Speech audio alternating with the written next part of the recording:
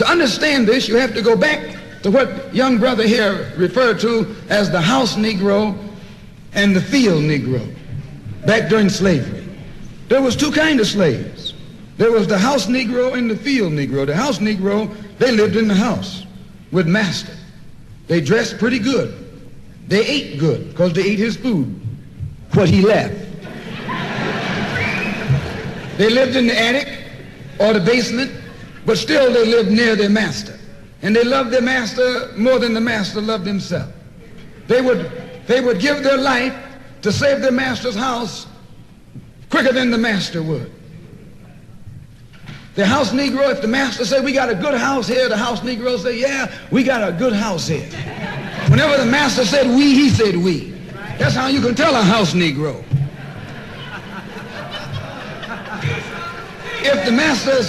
If the master's house caught on fire, the house Negro would fight harder to put the blaze out than the master would.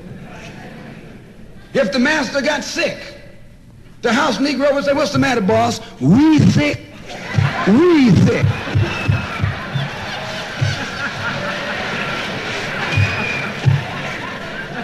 He identified himself with his master more than his master identified with himself.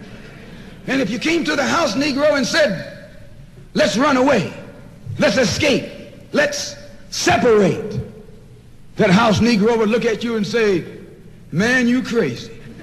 What you mean separate? Where is there a better house than this? Where can I wear better clothes than this? Where can I eat better food than this? That was that house Negro. In those days, he was called a house nigger. And that's what we call him today because we still got some house niggers running around here.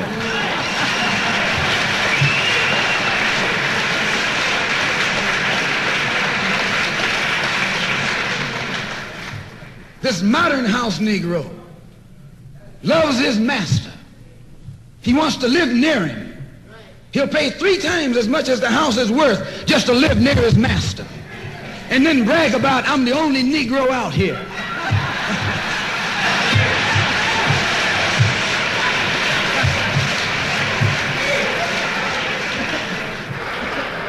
I'm the only one on my job. I'm the only one in this school. You're nothing but a house Negro. And if someone come to you right now and say, let's separate, you say the same thing that the house Negro said on the plantation. What you mean separate? From America? This good white man? Where you gonna get a better job than you get here? I mean, this is what you say. I ain't left nothing in Africa. That's what you say. Why, you left your mind in Africa.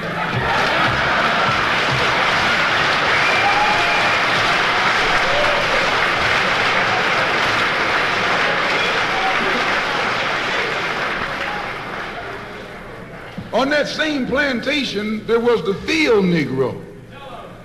The field Negro, those were the masses. There was always more Negroes in the field than there was Negroes in the house. The Negro in the field caught hell. He ate leftovers. In the house, they ate high up on the hog. The Negro in the field didn't get nothing but what was left of the insides of the hog. They call them chitlins nowadays. In those days, they call them what they were, guts. That's what you were, a gut eater. And some of you all still gut eaters.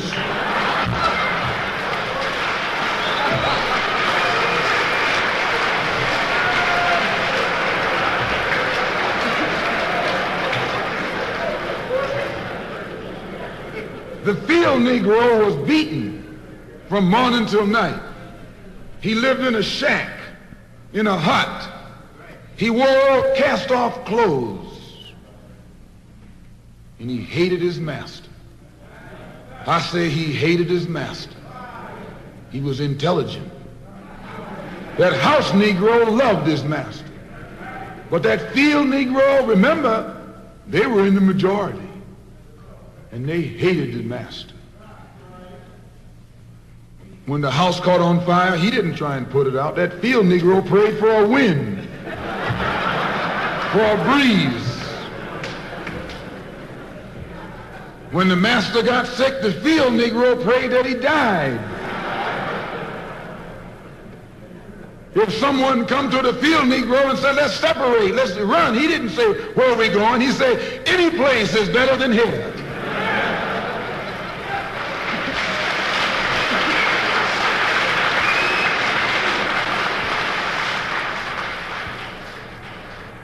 You got field Negroes in America today. I'm a field Negro.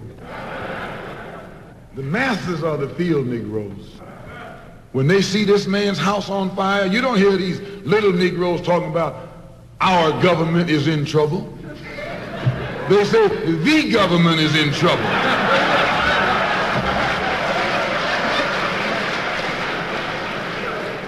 Imagine a Negro, our government. I even heard one say our astronauts. They won't even let him near the plant. And our astronauts, our Navy, that's a Negro that's out of his mind. That's a Negro that's out of his mind. Just as the slave master in that day used Tom, the house Negro, to keep the field Negroes in check, the same old slave master today has Negroes who are nothing but modern Uncle Toms, 20th century Uncle Toms, to keep you and me in check, keep us under control, keep us passive and peaceful and nonviolent. That's Tom making you nonviolent. It's like when you go to the dentist and the man is going to take your tooth. You're going to fight him when he starts pulling. So they squirt some stuff in your jaw called Novocaine to make you think they're not doing anything to you. So you sit there, and because you got all that Novocaine in your jaw, you suffer peacefully.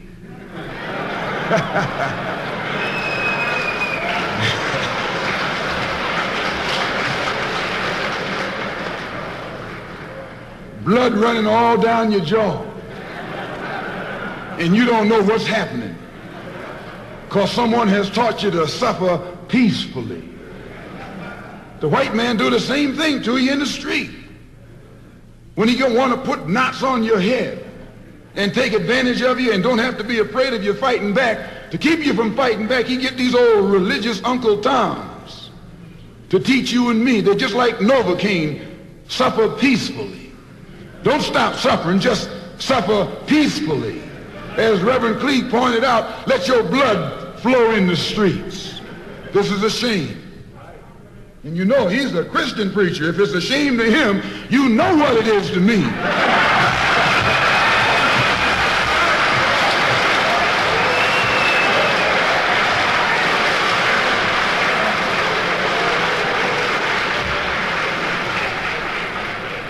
Because nothing in our book, the Quran, as you call it, Koran, teaches us to suffer peacefully. Our religion teaches us to be intelligent, be peaceful, be courteous, obey the law, respect everyone. But if someone puts his hand on you, send him to the cemetery.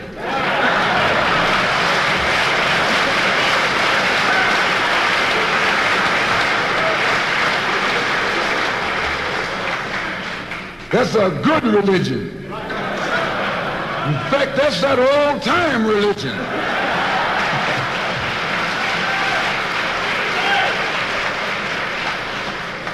That's the one that Ma and Pa used to talk about. An eye for an eye, and a tooth for a tooth, and a head for a head, and a life for a life. That's a good religion. And then anybody, no one resents that kind of religion being taught but a wolf who intends to make you his meal. This is the way it is with the white man in America. He's a wolf and you are sheep. Anytime a shepherd, a pastor, teach you and me not to run from the white man, and at the same time teach us don't fight the white man, he's a traitor. to you and me. Don't lay down our life all by itself. No. Preserve your life. It's the best thing you got. And if you got to give it up, let it be even Stephen.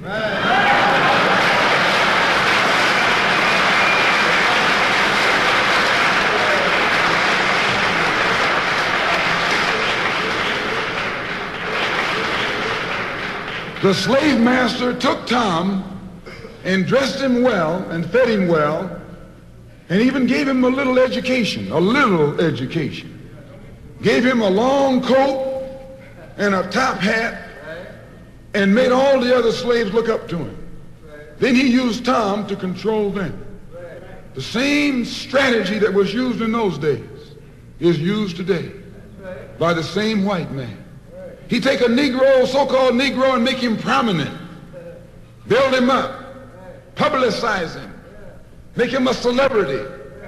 And then he becomes a spokesman for Negroes and a Negro leader.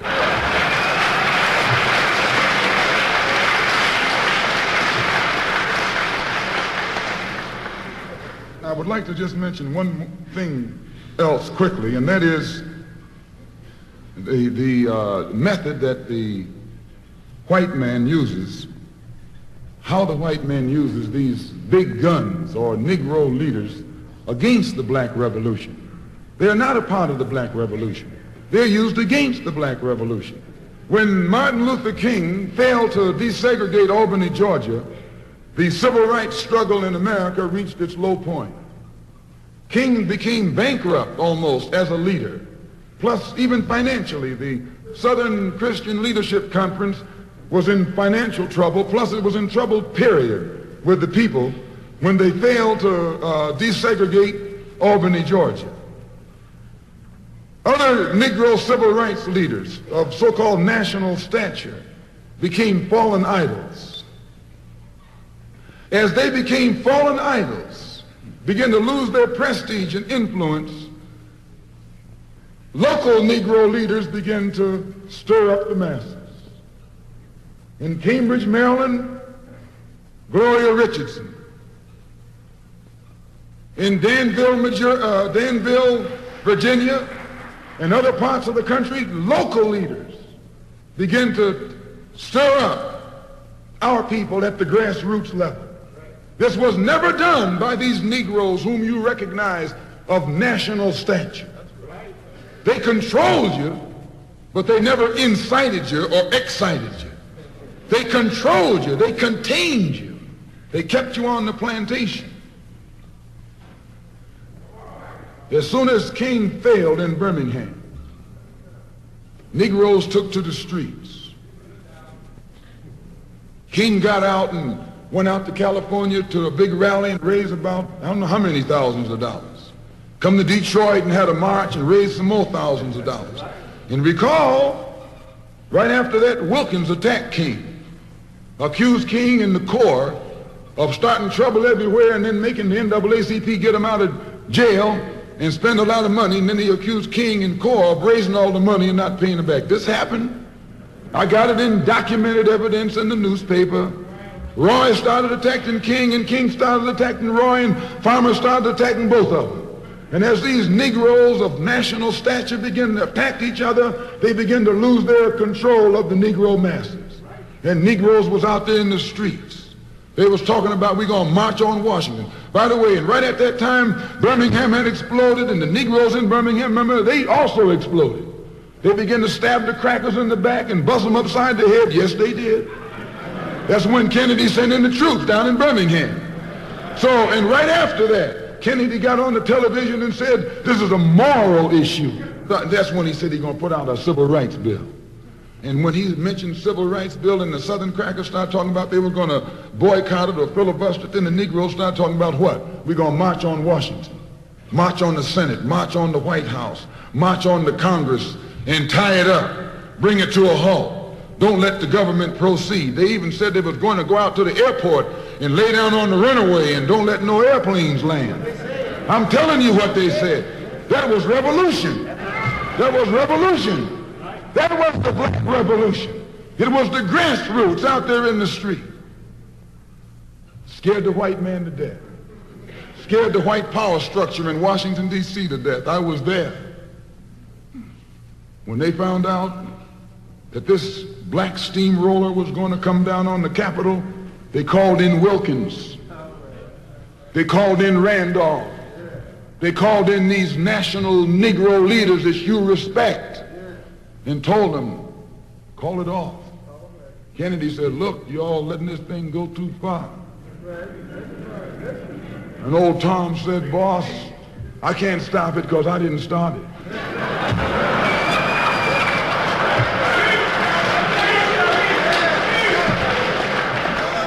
I'm telling you what they said. They said, I'm not even in it, much less at the head of it. They said, these Negroes are doing things on their own. They're running ahead of us. And that old shrewd fox, he said, well, if you all aren't in it, I'll put you in it. I'll put you at the head of it. I'll endorse it. I'll welcome it. I'll help it. I'll join it.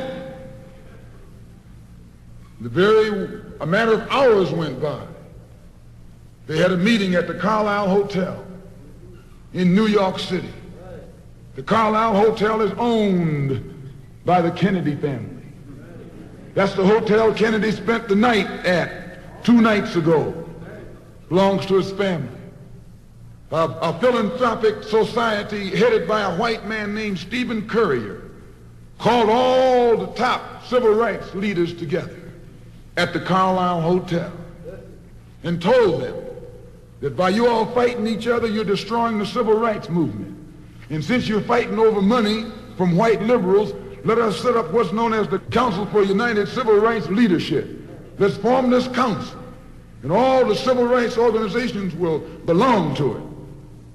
And we'll use it for fundraising purposes. Let me show you how tricky the white man is. And as soon as they got it formed, they elected Whitney Young as the chairman. And who you think became the co-chairman? Stephen Currier, the white man. A millionaire. Powell was talking about it down at the Cobo today. This is what he was talking about. Powell knows it happened. Randolph knows it happened. Wilkins knows it happened. King knows it happened. Every one of that so-called Big Six. They know what happened.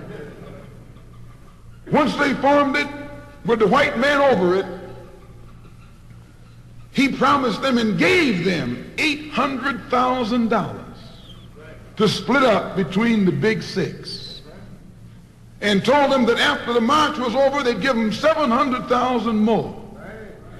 $1.5 million split up between leaders that you've been following, going to jail for, crying crocodile tears for, and they've nothing but Frank James and Jesse James and brothers.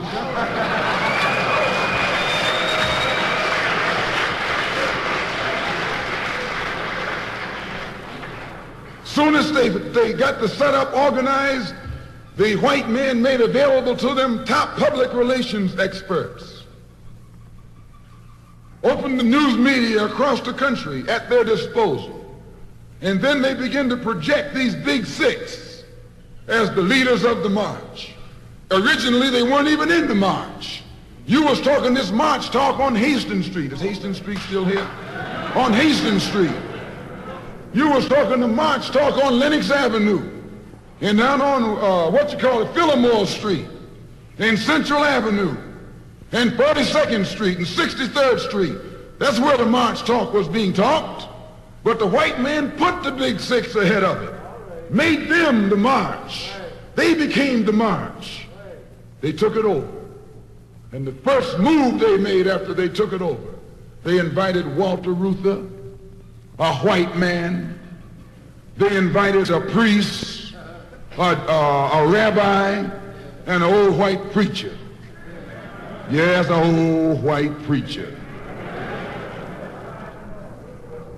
The same white element that put Kennedy in power labored, the Catholics, the Jews, and liberal Protestants.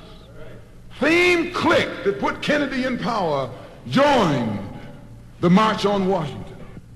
It's just like when you got some coffee that's too black which means it's too strong, what you do, you integrate it with cream.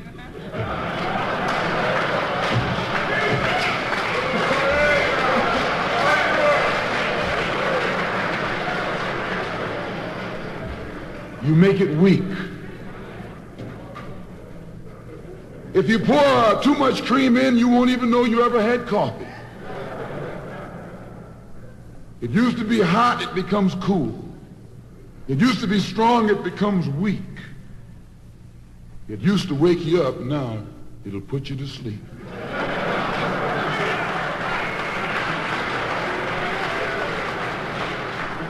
This is what they did with the March on Washington. They joined it. They didn't integrate it, they infiltrated it. They joined it, became a part of it, took it over. And as they took it over, it lost its militancy. They ceased to be angry. They ceased to be hot. They ceased to be uncompromising. Why, it even ceased to be a march. It became a picnic, a circus. Nothing but a circus with clowns and all. You had one right here in Detroit. I saw it on television with clowns leading it, white clowns and black clowns. I know you don't like what I'm saying, but I'm going to tell you anyway, because I can prove what I'm saying. If you think I'm telling you wrong, you bring me Martin Luther King and A. Philip Randolph and James Farmer and those other three, and see if they'll deny it over a microphone. No, it was a sellout. It was a takeover. When James Baldwin came in from Paris, they wouldn't let him talk because they couldn't make him go by the script. Burt Lancaster read the speech that Baldwin was supposed to make. They wouldn't let Baldwin get up there because they know Baldwin liable to say anything. They controlled it so tight, they told those Negroes what time to hit town, how to come, where to stop, what sign to carry, what song to sing, what speech they could make and what speech they couldn't make, and then told them to get out of town by sundown.